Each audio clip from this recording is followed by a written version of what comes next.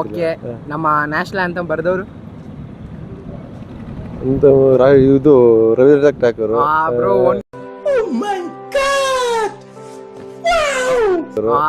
ಒಂದ್ question correct ಆಗಿ ಹೇಳಿದ್ದೀರಾ. Last question ಪಕ್ಕಾ ಹೇಳ್ಬಿಟ್ರೆ. ಈಗ ನೋಡಿ, ನಮ್ಮ ಧ್ವಜ ಇದೆಯಲ್ವಾ ಭಾರತದ್ದು, ಅದನ್ನ ವಿಂಗಡಣೆ ಮಾಡಿದ್ಯಾರು?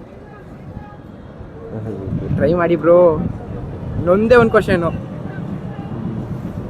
ಐಡಿಯಾ ಇಲ್ಲ. ಈಸಿ. ಯಾರು? ಓಕೆ, ಅದು ಬೇಡವಾ? ಇನ್ನೊಂದು ಲಾಸ್ಟ್ ಕ್ವಶನ್. ನಮ್ಮ ಫಸ್ಟ್ PM ಯಾರು? ಮೊದಲನ ಮುಖ್ಯಮಂತ್ರಿ ಯಾರು ಆಯಿತು?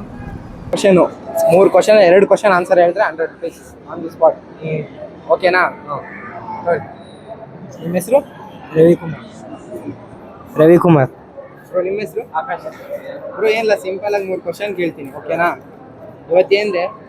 ಸ್ವಾತಂತ್ರ್ಯ ದಿನಾಚರಣೆ, ಇಂಡಿಪೆಂಡೆನ್ಸ್ ಅಲ್ವಾ? ಅದಲ್ಲದೆ ಇನ್ನೊಂದು ಜಯಂತಿ ಇದೆ, ಏನು? ಅವ್ರು ನಮ್ಮ ಸ್ವಾತಂತ್ರ್ಯಕ್ಕೋಸ್ಕರ ತುಂಬಾ ಹೋರಾಟ ಮಾಡಿದ್ದಾರೆ. ಅಂಬೇಡ್ಕರ್. ನನಗೆ ಎಷ್ಟು ಚೀಪ್ ಅನಿಸ್ಬಿಡ್ತು ಅಂದ್ರೆ, ಥೋ ನಿಮ್ಮ ಈ ತರದೆಲ್ಲ ಇದಾರೆ ಜನ.